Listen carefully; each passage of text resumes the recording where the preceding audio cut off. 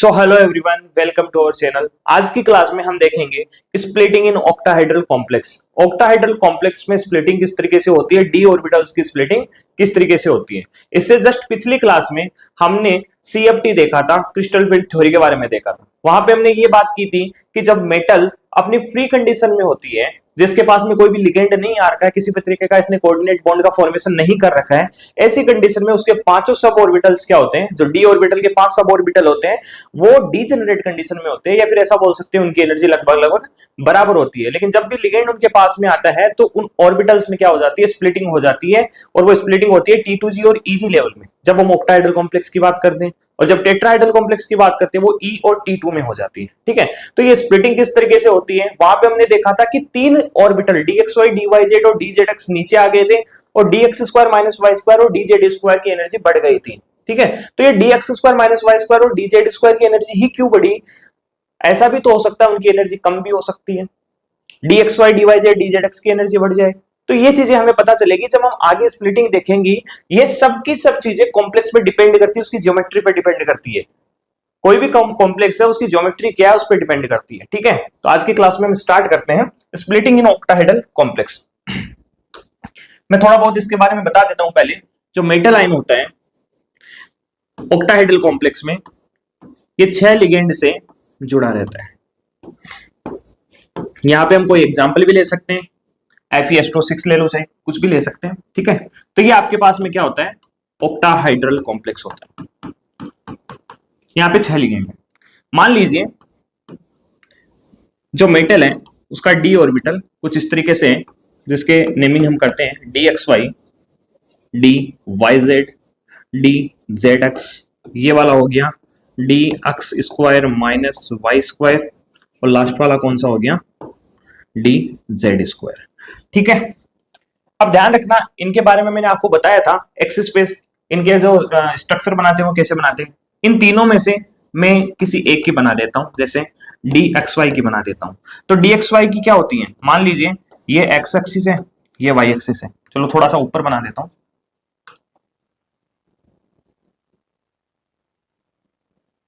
ठीक है, यहां पे क्या हुआ, जब हम DXY की बात करेंगे तो DXY, DYZ और DZX ये तीनों ही एक्सिस के बीच में प्रेजेंट होती है इनकी लोब्स। ठीक है, तो देखो कुछ इस तरीके से यहां पे आपको देखने को मिलेगी, ये X है और ये Y है। तो यहाँ पे जो DXY लोब्स होती है वो कुछ इस तरीके से होती है, ये प्लस प्लस होगा, ये माइनस माइनस होगा। इसी प्रकार जब हम DX² माइनस वाई स्क्वायर की देखते हैं तो ये लोब किस इस तरीके से बनती है, ये X एक्सिस है, ये Y एक्सिस है। DX² माइनस वाई स्क्वायर और DZ² की जो लोब होती है वो एक्सिस के ऊपर प्रेजेंट होती है कुछ इस तरीके से। ठीक है, देखो एक्स एक्सिस लोब के ऊपर है, ये भी लोब के ऊपर है। यहाँ पे देखो एक्स एक्सिस लोब के ऊपर नहीं है, लोब के बीच में है, सॉरी एक्सिस के बीच में लोब प्रेजेंट है, यहाँ पे एक्सिस के ऊपर लोब प्रेजेंट है, माइनस माइनस प्लस प्लस। ठीक है, यहाँ पे आपको थोड़ा बहुत समझ में आ गया भाई कौन से ऑर्बिटल्स है, DX² माइनस वाई स्क्वायर और DZ² तो लोब के एक्सिस के ऊपर प्रेजेंट होते हैं, और DXY, DYZ और DZX की जो लोब है वो एक्सिस के बीच में प्रेजेंट होती है। इतना आपको ध्यान रखना है। जब हम बात करते हैं आगे इनके बारे में, इनकी स्प्लिटिंग के बारे में, तो ध्यान रखना जब ऑक्टाहेड्रल कॉम्प्लेक्स होता है तो मेटल के 5 सब ऑर्बिटल होते हैं, DXY, DYZ, DZX, DX² minus Y square, और लास्ट होता है आपका DZ²। ध्यान रखना DZ² के बारे में मैंने आपको पिछली क्लास में बताया था, DX² माइनस Z² और DY² माइनस Z², ये दोनों जब मिल जाते हैं उसके बाद में DZ² का फॉर्मेशन होता है। ठीक है, अब मान लीजिए अभी इनके पास में कोई भी लिगेंड पास में नहीं आया है, मेटल के पास में लिगेंड नहीं आया है, ऐसी कंडीशन में जो डी ऑर्बिटल्स हैं, डी सब ऑर्बिटल्स हैं, उनकी एनर्जी क्या होगी, सेम होगी। लेकिन जब इनके पास में लिगेंड आता है तो ध्यान रखना ऑक्टाहेड्रल कॉम्प्लेक्स में जो लिगेंड आते हैं वो एक्सिस वाली डायरेक्शन से आते हैं, लेकिन टेट्राहेड्रल कॉम्प्लेक्स में एक्सिस के बीच में से आते हैं। देखो हमने यहां पे बताई थी, जब ऑक्टाहेड्रल कॉम्प्लेक्स की बात करेंगे तो जो लिगेंड आएगा वो किधर से आएगा, वो आएगा एक्सिस वाली डायरेक्शन से, या तो इधर से आ सकता है या फिर इधर से आ सकता है। लेकिन जब टेट्राहेड्रल कॉम्प्लेक्स की बात करेंगे तो वो इनके बीच में से आएगा, एक्सिस है ना, इनके बीच में से आएगा, ये ध्यान रखना आप।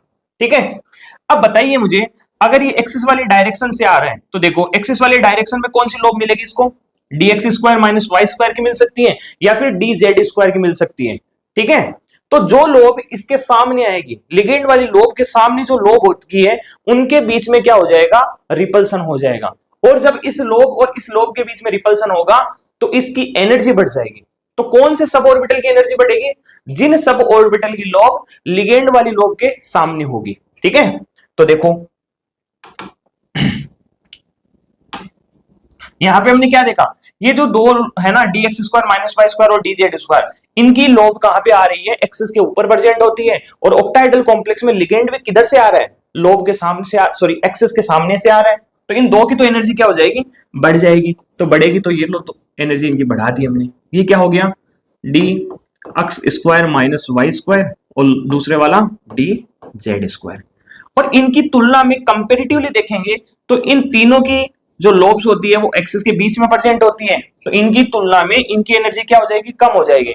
बिकॉज लिगेंड की लोब के साथ में इन सब ऑर्बिटल की लोब क्या होती है, रिपल्सन नहीं दिखाती है, या फिर ऐसा बोल सकते हैं इनकी तुलना में कम दिखाती है। इसलिए इन तीनों की एनर्जी कंपेरेटिवली क्या हो जाएगी, कम हो जाएगी। सॉरी, और कम हो जाएगी तो कुछ इस तरीके से ऑर्बिटल्स बनेंगे। ये कौन से, D X Y, D Y Z और डी जेड एक्स। इन तीनों को हम बोलते हैं साथ में टी टू जी, और ऊपर वालों को बोलते हैं हम ईजी। इन दोनों के बीच में देखो पहले एनर्जी समान थी, अब 3 की एनर्जी कम हो गई, 2 की बढ़ गई। तो ये इनके बीच में जो एनर्जी गैप बना है इसे हम डेल ओ से लिखते हैं। ऑक्टाहेड्रल कॉम्प्लेक्स है इसलिए ओ लगा देते हैं। यहां पे पहले जो एनर्जी थी उसी एनर्जी लेवल की अगर हम बात करें तो उसे हम बोलते हैं bary pseudo centre. Bary pseudo centre. अब आप देखना बेरी स्यूडो सेंटर से T2G ऑर्बिटल, देखो यहाँ पे हमने एक G लगाया है। G का मतलब होता है जी रेड। आप यहाँ पे देख सकते हो, मैंने जब ये ऑर्बिटल्स बनाए थे तो देखो यहां से अगर हम ऊपर की तरफ जाएंगे तो पॉजिटिव चार्ज मिल रहा है, नीचे भी पॉजिटिव मिल रहा है, इधर नेगेटिव मिल रहा है, तो इसके जस्ट अपोजिट नेगेटिव मिल रहा है, मतलब ये सिमेट्रिक है। और जब ऑर्बिटल्स जो होते हैं वो सिमेट्रिक होते हैं, ऐसी कंडीशन में हम वहां पे जी रेड वर्ड का यूज करते हैं। ठीक है, तो ये बेरी स्यूडो सेंटर हो गया। बेरी स्यूडो सेंटर से इन T2G की एनर्जी गैप में जो चेंज आता है, जो डिफरेंस होता है, इसे हम लिखते हैं -0.4 डेलो। ठीक है, और जो ऊपर का एनर्जी गैप होता है बेरी स्यूडो रोटेशन से, बेरी स्यूडो सेंटर से होता है प्लस का 0.6 डेलो। ध्यान रखना इन दोनों को जब ऐड करेंगे तो आपके पास वैल्यू कितनी आएगी, डेलो या 1 डेलो। ठीक है, ये जो डेलो होता है ये बराबर होता है 10 DQ के, 10 DQ के।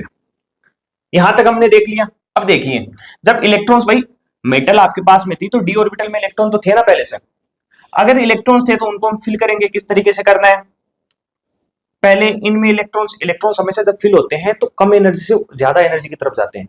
जिन ऑर्बिटल्स की या जिन सब ऑर्बिटल्स की एनर्जी कम होती है, इलेक्ट्रॉन्स पहले उनमें फिल किए जाते हैं। यहाँ पे जब भी हम देखेंगे तो पहला इलेक्ट्रॉन यहाँ पे आएगा, दूसरा यहाँ पे आएगा, तीसरा यहाँ पे आएगा, और उसके बाद में चौथा या तो यहाँ पे जा सकता है या फिर यहाँ पे आएगा। ये डिपेंड करता है डेल ओ पे और साथ में पेयरिंग एनर्जी पे। ठीक है, चलो इसके बारे में थोड़ा सा हम पढ़ लेते हैं। स्प्लिटिंग इन ऑक्टाहेड्रल कॉम्प्लेक्स, अष्टफलकीय संकुलों में डी कक्षकों का विपाटन। In octahedral complex 6 ligand are present around the central metal ion forming an octahedral complex. सबसे पहले हमने इसी के बारे में बात की थी। When the metal ion is in free state, जब मेटल फ्री स्टेट में होती है तो उसके पांचों डी ऑर्बिटल क्या होते हैं, डीजेनरेट कंडीशन में प्रेजेंट होते हैं। यही हमने लिख रखा है यहाँ पे। However when the central metal ion forms bond with ligand, ligand के साथ में जब बॉन्ड बनाते हैं टू क्रिएट द कॉम्प्लेक्स बनाते हैं तो the D orbital experience repulsion, यहाँ पे रिपल्सन हो जाता है। इसके बाद में T2G नीचे क्यों जा रहा है, इजी ऊपर क्यों जा रहा है, इसके बारे में देखते हैं। The D X square minus Y square and D Z square orbitals whose lobes are directed along the ligand axis, मतलब लिगेंड जिस एक्सिस से आ रहा है उसी तरफ D X square minus Y square और डी जेड स्क्वायर की लोब होती है। तो experience greater repulsion resulting in higher energy, इसलिए वो हायर एनर्जी में चले जाते हैं ज्यादा रिपल्सन होने के कारण। In other side the dxy dyz and dxz orbital with lobes oriented between the axis, axis के बीच में होती है इनकी lobes, experience less repulsion leading to lower energy.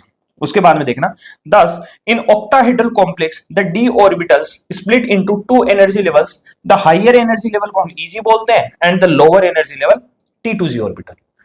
ठीक है, इसके बारे में हमने पूरा पढ़ लिया।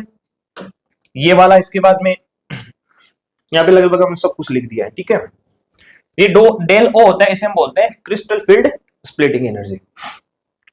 इसके बाद में हम यहाँ पे स्प्लिटिंग के बारे में देखते हैं। देखो ऑक्टाहेड्रल कॉम्प्लेक्स में स्टेबिलिटी जब हम देखते हैं तो स्टेबिलिटी के लिए एक टर्म होती है CFSE। CFSE इसकी फुल फॉर्म होती है crystal field stabilization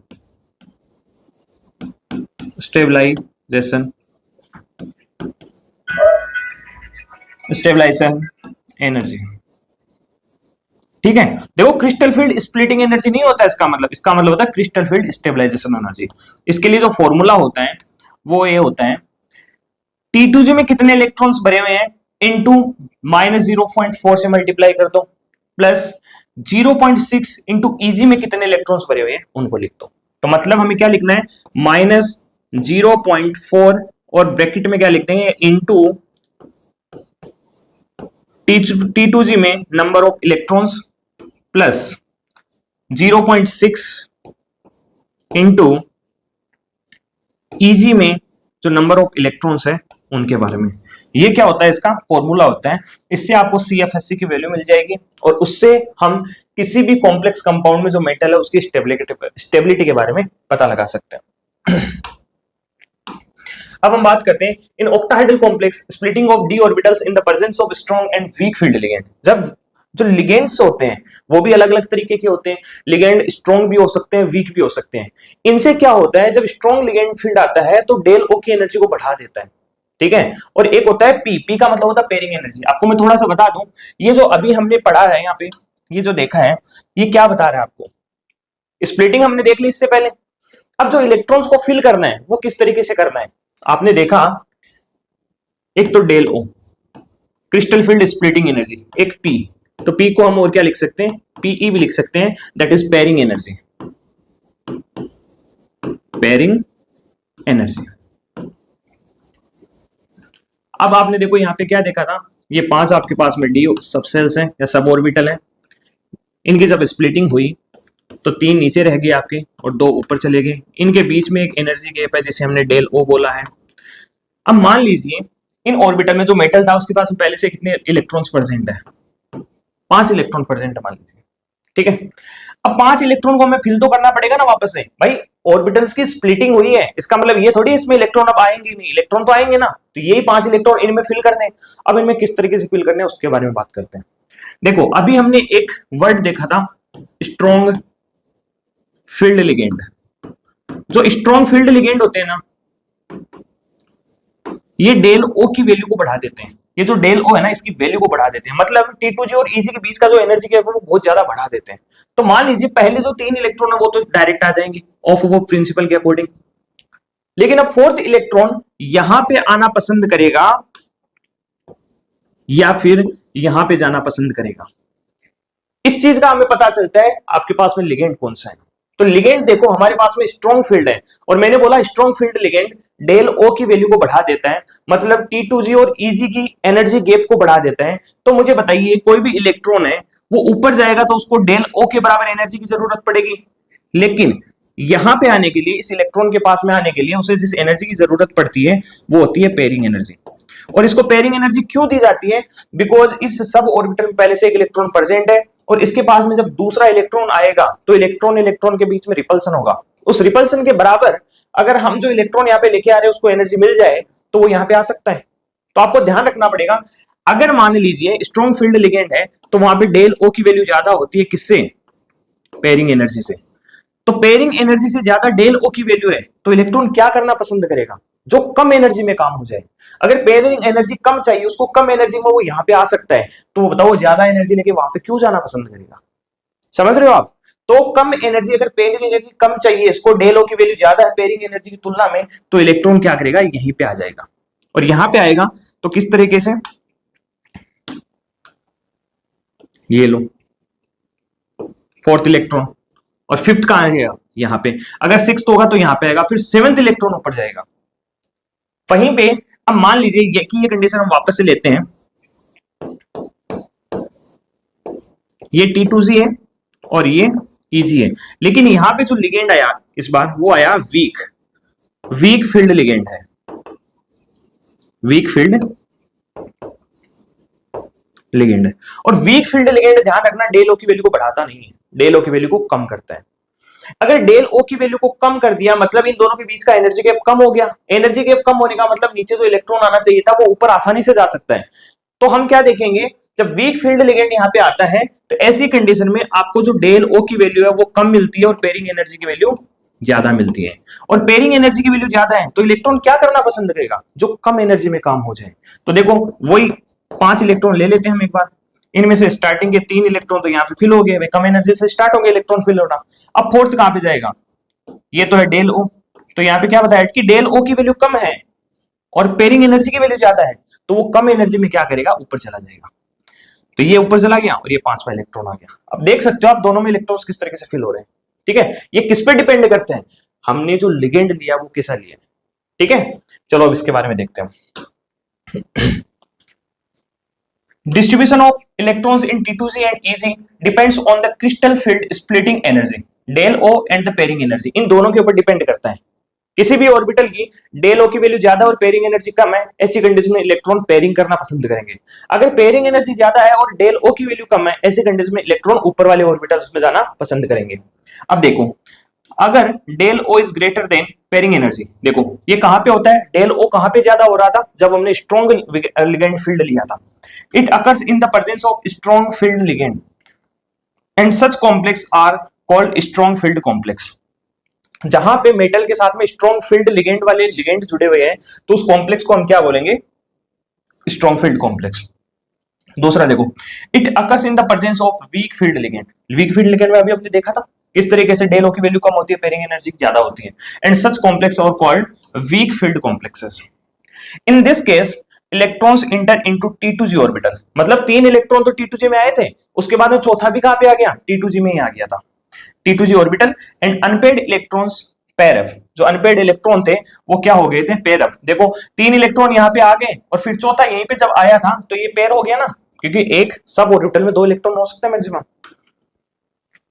electrons pair up resulting in spin paid और लो स्पिन कॉम्प्लेक्स।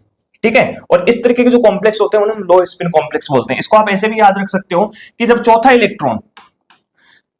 इलेक्ट्रॉन इस एनर्जी लेवल से नीचे ही रह गया, मतलब लो साइड में रह गया, इसलिए हम इसको क्या बोल सकते हैं, लो स्पिन कॉम्प्लेक्स। दूसरा हम ये भी देख सकते हैं, जब यहाँ पे एक इलेक्ट्रॉन था तब यहाँ पे स्पिन क्या थी, इसकी स्पिन मल्टीप्लिसिटी क्या थी, एस की वैल्यू क्या थी, यहाँ पे +½ थी, और अब कितनी हो गई, 2 इलेक्ट्रॉन होती, 0 हो गई। ठीक है, तो इस तरीके के जो कंपाउंड्स होते हैं इनको हम क्या बोलते हैं, लो spin complex.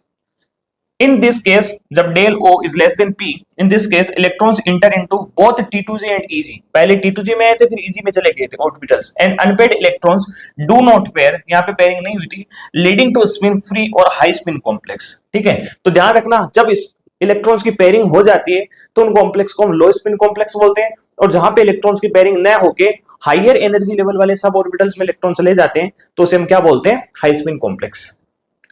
This type of complexes are called outer orbital complex और covalent complex। इसके बारे में मैं आपको बताऊंगा। This type of complex are called inner orbital complex और ionic complex। ठीक है, चलो हम आगे बात करते हैं।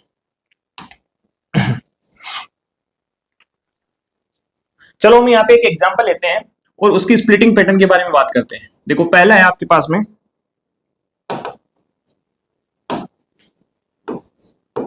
Fe H2O6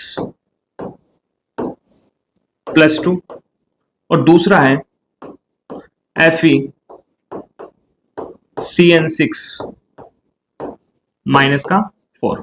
आपने 2 ऑर्बिटल्स लिए। ध्यान रखना जो H2 होता है ना, ये वीक फील्ड लिगेंड होता है, वीक फील्ड लिगेंड, और जो साइनाइड होता है वो होता है स्ट्रॉन्ग फील्ड लिगेंड। सबसे पहले हम Fe के बारे में देख लेते हैं। यहाँ पे भी Fe+2 ऑक्सीडेशन स्टेट में, यहाँ पे भी Fe कितनी है, +2, क्योंकि -6 बाहर जाएगा तो प्लस का 6 हो जाएगा, और +6 और -4 कितना हो जाता है, +2 हो जाता है। यहाँ पे सबसे पहले Fe को देखते हैं। Fe का इलेक्ट्रॉनिक कॉन्फ़िगरेशन क्या होता है, आर्गन ले लो पहले तो, और बाद में 3d6 4s2। लेकिन Fe किस कौन सी ऑक्सीडेशन स्टेट में, Fe +2 में, और +2 में होगा तो यहाँ पे क्या हो जाएगा, आर्गन आ गया और 3d 6 4s 0। तो हमें क्या देखना है, डी ऑर्बिटल को देखना है। Fe का डी ऑर्बिटल बनाते हैं हम यहाँ पे। डी ऑर्बिटल बना लिया, कितने इलेक्ट्रॉन है, 6 इलेक्ट्रॉन है डी ऑर्बिटल में, और ये लो 6 इलेक्ट्रॉन। आपको इसमें पता होना चाहिए ये तीन तो क्या है आपके T2Z, और ये क्या है EG। अब देखिए इस साइड में हम कॉम्प्लेक्स कौन सा ले रहे हैं, यहां पे लिख देता हूं मैं, FeCN6 वाला कॉम्प्लेक्स है इधर तो, और इस डायरेक्शन में कौन सा आपका FeS2O6।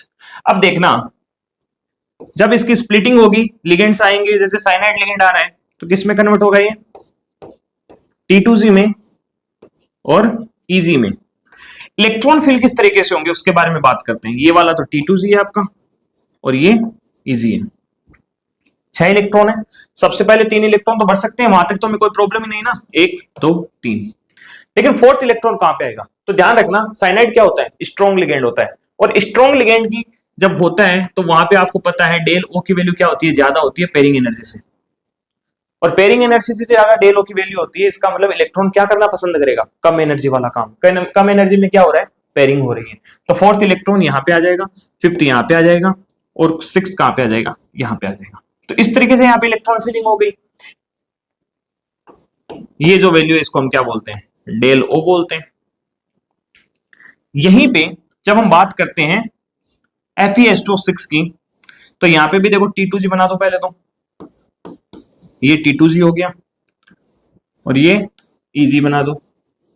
अब इलेक्ट्रॉन्स फिल करेंगे, सबसे पहले 3 इलेक्ट्रॉन फिल करने में तो कोई प्रॉब्लम ही नहीं है, लेकिन आपको पता है H2 क्या है, वीक फील्ड लिगेंड है, और वीक फील्ड लिगेंड होने के कारण यहाँ पे क्या हो जाएगा, डेल ओ की वैल्यू तो कम हो जाएगी और पेयरिंग एनर्जी की वैल्यू क्या हो जाएगी, ज्यादा हो जाएगी। ऐसी कंडीशन में इलेक्ट्रॉन क्या काम करना चाहेगा, जो कम एनर्जी में हो जाता है, और कम एनर्जी में क्या हो रहा है, यहां से ऊपर जाना उसको ज्यादा इजी लग रहा है, ये डेल ओ है, उसको ऊपर जाना ज्यादा इजी रहा है, तो इसलिए 3 इलेक्ट्रॉन तो यहाँ पे आ गया, 4th यहाँ पे आएगा, 5th यहाँ पे आएगा, अब 6th यहाँ पे आएगा। ठीक है, तो इस तरीके से हमने क्या देखा, T2Z और EG जब स्प्लिट हो जाते हैं उसके बाद में इलेक्ट्रॉन किस तरीके से फिल होते हैं उसके बारे में हमने यहाँ पे देख लिया। तो इस पूरे वीडियो में हमने अभी तक क्या देखा है, ऑक्टाहेड्रल कॉम्प्लेक्स में स्प्लिटिंग किस तरीके से होती है, उसके बाद में strong ligand, strong field ligand और वीक फील्ड लिगेंड का स्प्लिटिंग के बाद में जब इलेक्ट्रॉन फिल करते हैं उस पर क्या इफेक्ट आता है। ठीक है, तो आज की क्लास में हमने ये देखा है कंप्लीट। नेक्स्ट क्लास में हम देखेंगे स्प्लिटिंग इन टेट्राहेड्रल कॉम्प्लेक्स।